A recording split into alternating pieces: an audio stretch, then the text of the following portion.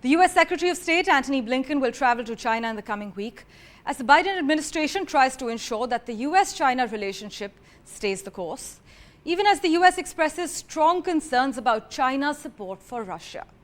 Now, this is actually Blinken's second trip to the country as a top U.S. diplomat, and U.S. President Joe Biden, as we had reported, spoke on the phone with Xi Jinping earlier this month, marking the first conversation between the leaders since their historic in-person summit back in November.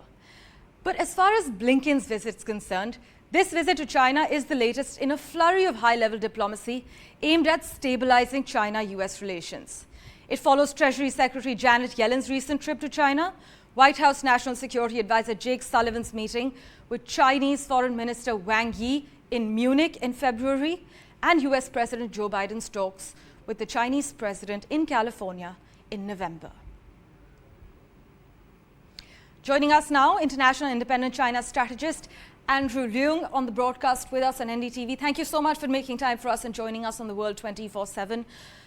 You know, this morning, the Global Times editorial, which for the benefit of our viewers, I must mention, is backed by the Chinese Communist Party, they published an editorial about 12 hours ago explicitly stating that Chinese observers believe that this recent frequent visit of Blinken and the frequent visits of Blinken and a string of US officials to China recently indicate that Washington is unable to solve domestic and global issues without cooperation from China.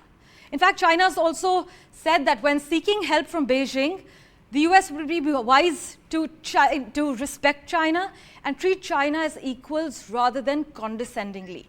This seems to be setting the tone of what to expect really from Blinken's touchdown, right, Andrew?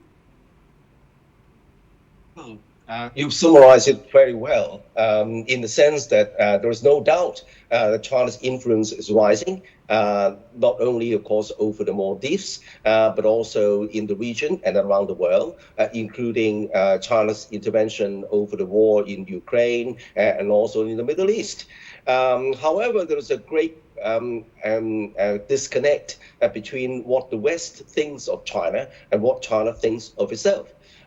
Because a lot of the rhetoric, anti-China rhetoric, is that China wants to conquer the world. China wants to push out the Western powers from the Asia Pacific. And of course, China is eating Americans' lunch over technology, over electric cars, and so on and so forth.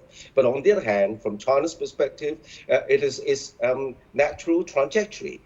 From a relatively backward country about 40 years ago to a world great power, the second largest economy.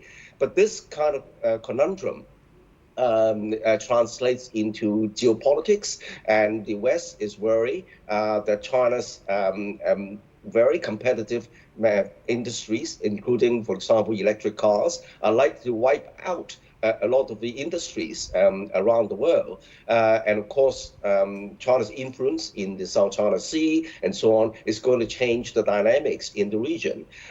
So I think for China also, it needs to address these kind of concerns and promoting a better understanding between various countries. Hence, these high-level visits are extremely important. Well, let's see what the outcomes are of Antony Blinken's touchdown.